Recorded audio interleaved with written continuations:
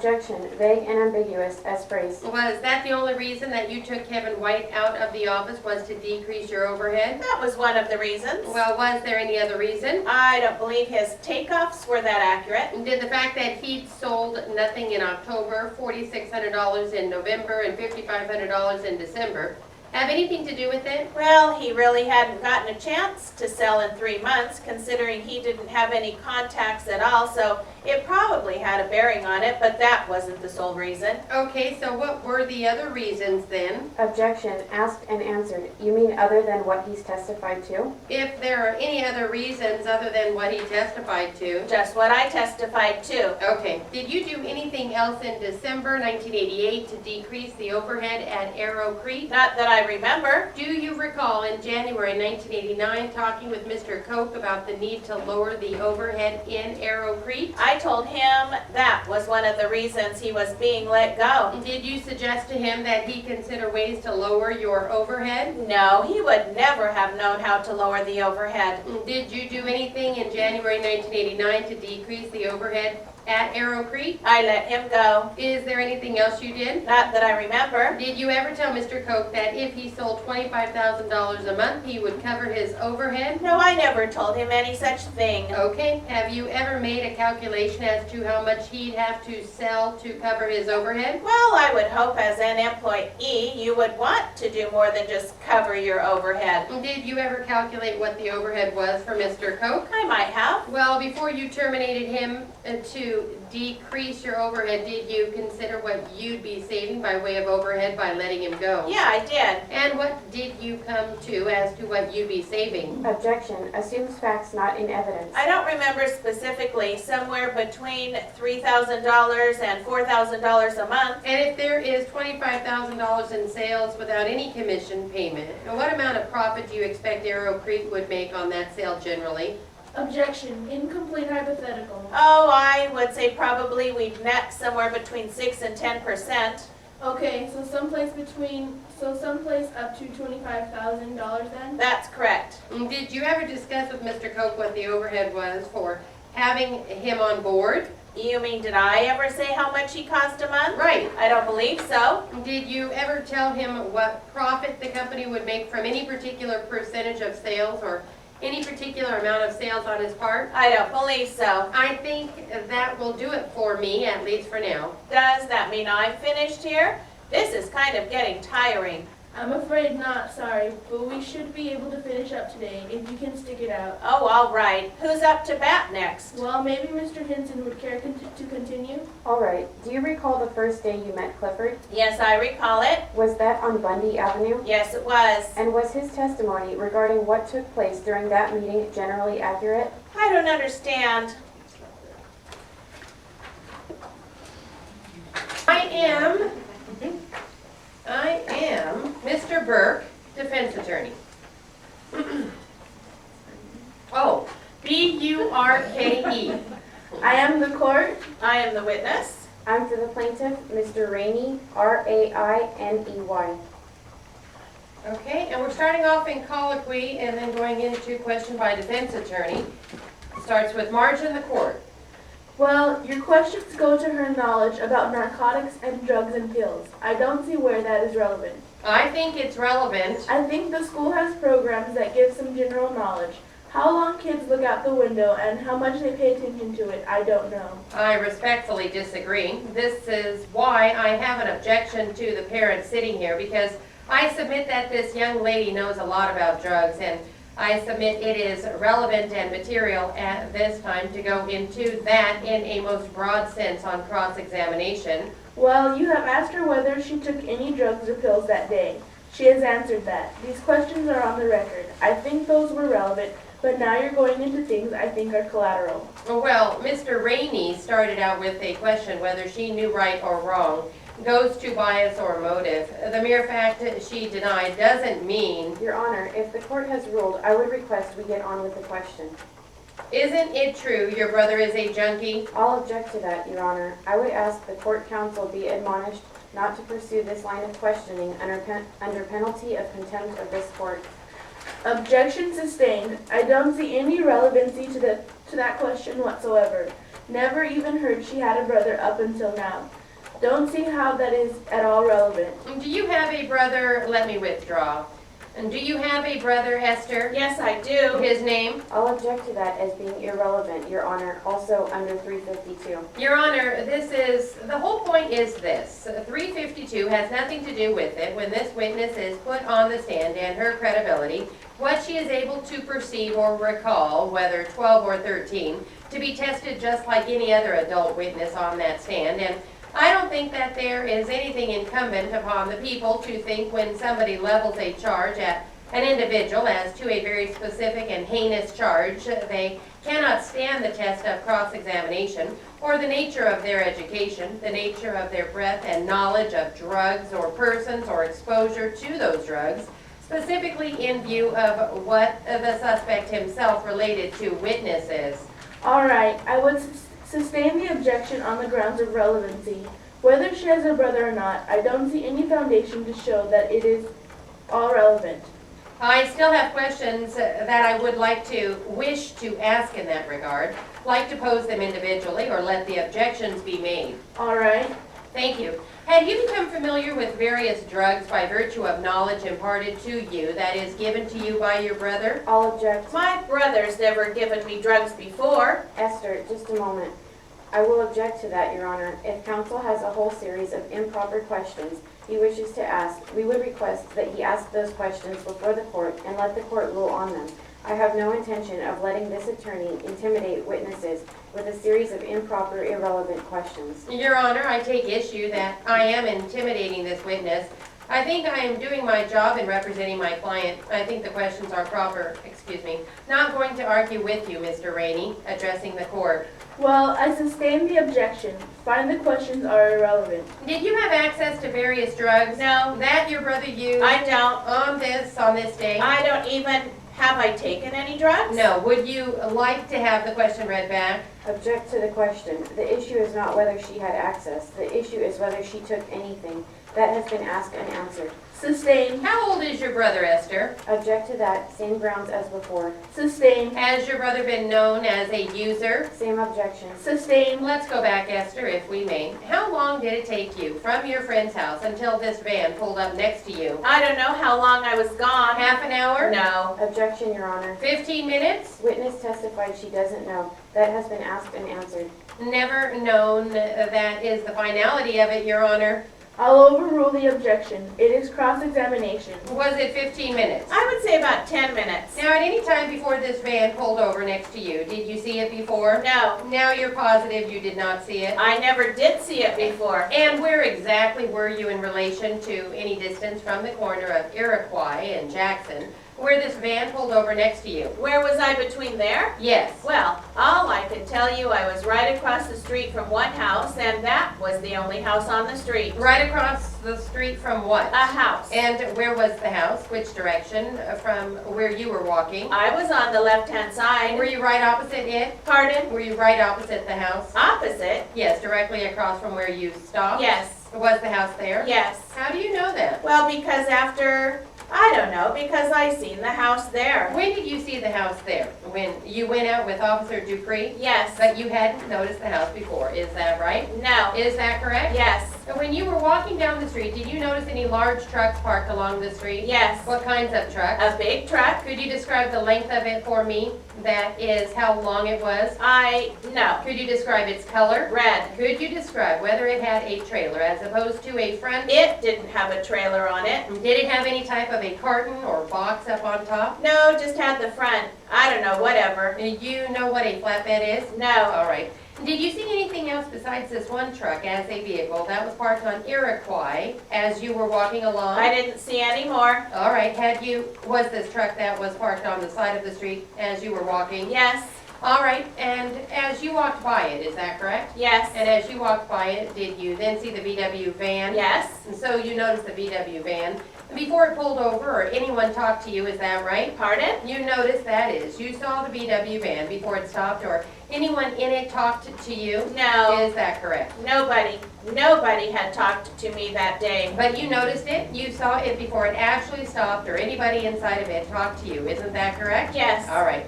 I want you to tell me where, in relation to any driveway, any curb, or any marker on Iroquois, that VW stopped. Where did it stop at? Yes. Beside me? Beside you? Yes. Were you on the sidewalk? I was on the sidewalk. Was the wheel of the VW on the street side next to the curb there? There was a driveway like there, and it went up on that. What do you mean it went up on that? That's where it stopped at. Well, did it pull in front of you? Yes. All right. Did you become concerned at that time? No, not really. All right. Did you think the driver somehow was making a wrong move by pulling right in front of you? Yes. All right. But you didn't do anything about it? No. All right. Now, when it stopped, as you're sitting right there, I want you to direct how close was the VW to... It was about, I'd say like this, about right here. You're indicating with your left hand about maybe a foot away from you. About 2 feet away from me. Okay. What part of it was closest to you? The van, the sliding door on the van. So then the passenger door was slightly ahead of you, is that right? Yes. Okay. Now, as the van stopped, did you have any fear for your safety at that time? Pardon? Did you have any fear for your safety as the van stopped? No. Did you recognize it? No. Did you recognize the person inside? No. You had never seen that man before? No. You had never seen that person before? No. Do you know where Soskell Avenue is located? Yes. You know where 2169 is located? Yes. Where is it? It's next. It is next. Next to the store to me, over the fence. And you had never seen that van or that individual at that address? No. Before this date, is that correct? That's correct. All right. Now, when this van stopped, you told this court that the person inside spoke to you? Yes. Without getting out? Without getting out and, All right. And so that person, in order to speak to you, had to talk through some open window, right? yes. Which window was open? He rolled down the passenger's side and asked me if I knew where, asked me for Jackson. What did he specifically ask you? He asked me if I knew where Lincoln Avenue was. And what did you tell him? I told him yes, it was right up the street. Which direction did you point? Up like this. You mean ahead of you? Yes. Okay. When he asked you that, where was he inside the van? In the driver's side, and then he got out and pointed up the street. Excuse me. Let's not get ahead of yourself. I am asking you when he asked you for directions. Where exactly was he in the van? You said in the driver's seat? Yes. Now, is it your testimony the window was down, or he leaned over and rolled down the window He leaned over and rolled down the window. without moving from the driver's side? Well, he moved. What hand, to your best recollection, did he use to roll down his window? His right hand. You're sure of that? Yes. Where was his left hand at that time? He is still inside? I don't know. I didn't look. All right, and he asked you where Lincoln was? Avenue was. And did you then turn to point forward ahead of the van? Yes. Okay, and while you were doing that, did you say something to him? No. Did you watch what he was doing as you were pointing? No. Okay. Did any door open? Yes. Which one? The passenger side. All right, and when he opened the door, what did he do? He had gotten out and pointed up the street, and I said yes. Okay, now at this point, he is standing next to you, Yes. and he's between you and the van? Yes. Okay. Is the passenger door closed or open? I don't. And he's also pointing up the street? Yes. With what hand? I don't know. But you're sure he was pointing up the street? Yes. What was he saying to you at this time? Up the street, and I said yes. All right. And then what did he do? He pulled out a knife and grabbed me around my waist and told me to get in. All right. Now, what? Now, that is the third time you have said those identical words. I want you to tell me, first of all, where he pulled the knife from. Behind right here. Now you're using which hand to demonstrate? My right hand. You're using your right hand to demonstrate? Yeah. She's indicated with her right hand from behind the small of her back, coming out from... Thank you, Your Honor. Your Honor, I think the testimony is ambiguous as to whether she is indicating where the knife came from or how it was pulled. I don't think it's been asked whether she knows which hand the defendant used. That's going to be some of my other questions. All right. I am noting for the record, when we are saying that the witness used her right hand, the record should reflect that she's using her right hand to indicate where the knife came from, not how the knife was pulled. No one has asked her that yet. Can I proceed? Yes. Thank you. Esther, to your best recollection, which hand did he use to go behind the small of his back? I don't know. When did you see a knife? When he took his hand out of behind his back. Okay, now I realize you have been using your right hand to gesture. Do you recall which hand he came forward with the knife? No, From what you were able to see, where was this knife? it was behind his back, I guess. Now, before that time, you had watched him leaning over to roll down the window, is that correct? Yes. And when he got out, did you watch how he got out of his VW bus? No, But at least you were far enough from the VW bus, so he was able to open the door, step out, and point with you in the direction of Lincoln Avenue. Is that right? pardon? May I have that read back? Yes, read the question back. Listen to the question, Esther. Yes. Now, when he, whichever hand it was, went behind his back, did you have any thought that came to your mind as to what he was doing? No, When his hand came forward, what did you see? a knife, Tell me what kind of a knife. a hunting knife. Describe it to me. I don't know how to describe it. Who told you it was a hunting knife? Officer Dupree? No. Your dad? No, I know what a hunting knife looks like How do you know the appearance of a hunting knife? because my father used to have one. Well, can you describe it to me? It was about this long and then it had, You're demonstrating, okay. She's indicating 7, 8 inches. It looked more like 10. 10 to me. Well, I am at an angle.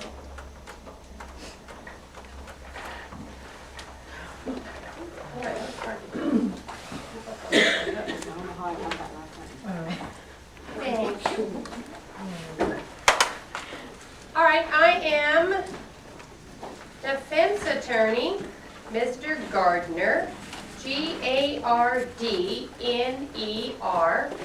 I am the court. I am the witness. I'm for the plaintiff, Miss Husher, Suhuscher. Okay. And we are starting off with examination. Oh, that's not right. Examination. We're starting off in colloquy with the court, going right into examination by defense attorney, Mr. Gardner. Okay? Please proceed, Mr. Gardner. Thank you, Your Honor. You're saying they. How many sons are there? Well, there's my son and whatever young people show up. He has a lot of young people that show up around there. So there's only one son that lives there, right? One son that lives there. And he keeps his room locked? Yes, most of the time. Does he pretty much have run of the household, though? Yes, with all my kids. Objection, Your Honor. This is irrelevant. Absolutely not. I'll allow it, and the answer is in. It will stay. Okay, go ahead if you have further questions, Mr. Gardner. Thank you, Your Honor. Now, you testified that Mr. Bates, this is the second time when the officers came back to the house, Mr. Bates and Mr. Brown came to the door, knocked on the door, and you answered the door for them, correct? Yes, I was the only one there. You were the only one there. Were they the only two that came into the house? That first time, yes. Was there some that came later? Yes, after they arrested my husband, I had people in and out, and I didn't know who they were. Before your husband came home, though, was there anybody else in the house? Any other officers in the house other than No, sir. Mr. Bates and Mr. Brown? No, sir. So Mr. Brown handed you a search warrant and asked you if you'd like to read it and directed you to this chair. Is that your testimony? Yeah, he asked me to come, escorted me over to the chair to read the paper. He asked me to sit down. Okay, and you started to do that, correct? Yes, I started reading. And Mr. Brown started asking questions? Yes, sir. Such as who all lives here, where are they, things like that? Yes, sir.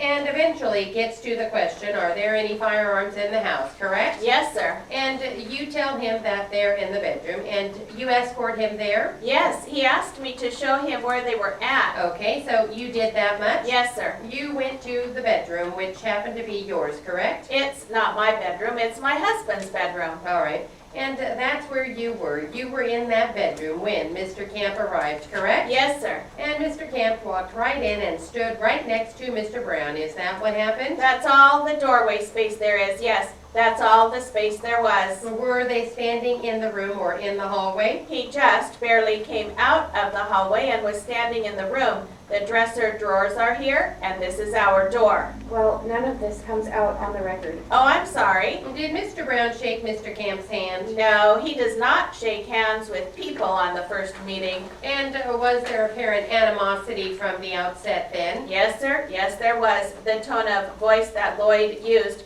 Who are you and where have you been? Okay, so Mr. Brown was just kind of, should we say rude to Mr. Camp from the outset then? Yes, sir. And it's your testimony that Mr. Brown never introduced himself as an investigator for the Department of Motor Vehicles? No, he didn't. So he just said, I'm from the Department of Motor Vehicles? Yes, and he gave me his card. Okay, well, the card came earlier in the day, correct? Yes, sir. And Mr. Camp knew nothing about the card, is that correct? No, he didn't know anything about the card. And when Mr. Brown talked to Mr. Camp, all he said was, I'm from the Department of Motor Vehicles? Yes, sir. And he didn't say why he was there? He said he was looking for stolen automobiles, auto dismantling. He didn't say anything about a search warrant? No, nothing was said about a search warrant. And so I take it when you got up from the chair, where you were reading the search warrant, you left the search warrant there? Yes, on the chair. And you never told Mr. Camp that he was there, Mr. Brown was there, and that he was a police officer, and that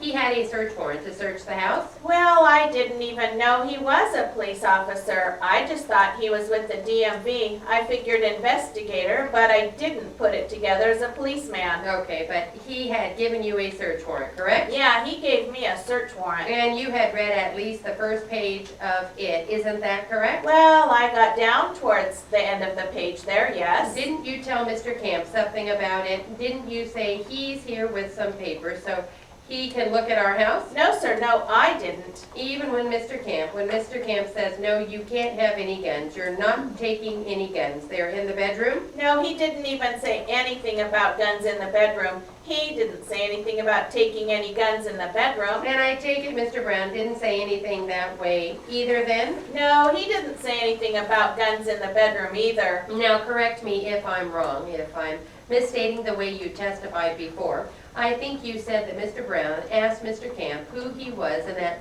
you told Mr. Brown he was your husband? Yes, this is my husband. And Mr. Camp didn't respond, correct? No, he didn't. And then Mr. Brown asked Mr. Camp, where have you been? And you tell him that he's been to this wrecking yard or something? Yes, Steve's wrecking yard. And Mr. Brown acknowledges that you already told him that? Yes, I told him that when he wanted to know where they were at. And Mr. Camp had gotten you a newspaper apparently while he was gone, correct?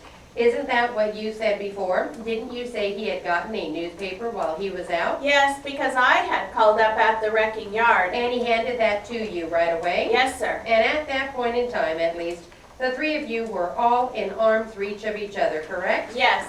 Is that how this conversation occurred, with the three of you standing relatively close to each other? Yes, sir. Would you speak up, please? Yes, I'm sorry. Okay, was there any doubt? Now, after that exchange that we just discussed with you, responding to the questions asked of Mr. Camp, Mr. Brown then, without anything further, suggests that you go out back. Is that accurate? He told us to go out back. And he said it 2 or 3 times, didn't he? He said it 2 or 3 times. And did anybody say no? No, I just didn't know why he had to go out the back because he was... Did you suggest the front? No, I didn't suggest the front. And so then Mr. Brown eventually turns around and just heads to the back without getting any kind of response from either of you. He said he'd like for us to follow him out back. So you did, Yes, sir, I did. without saying anything? Right, I just went. He said it in such a tone that I thought I should.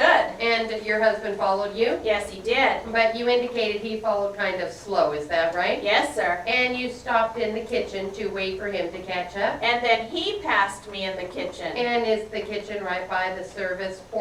It's before you get to the service porch. It's a long kitchen. So he passed you by in the kitchen and you went out the door right behind him to the service porch? Yes, sir. Is that service porch located on the north, east, south, or west side of the house? On the south side. The service porch is enclosed, is that right? Yes, there's a sliding glass door. And there's another door that you go out to the porch that we see on the video, is that correct? Objection, relevancy. Overruled. Proceed, please. Did Mr. Camp have the gun in his hand when he went by you in the kitchen? No, sir, I didn't see it. When did you first see Mr. Camp's gun? When Mr. Brown said, "Is that a gun I see?" And by that time, the gun was in Mr. Camp's hand, correct? Yeah, I looked down and there it was. And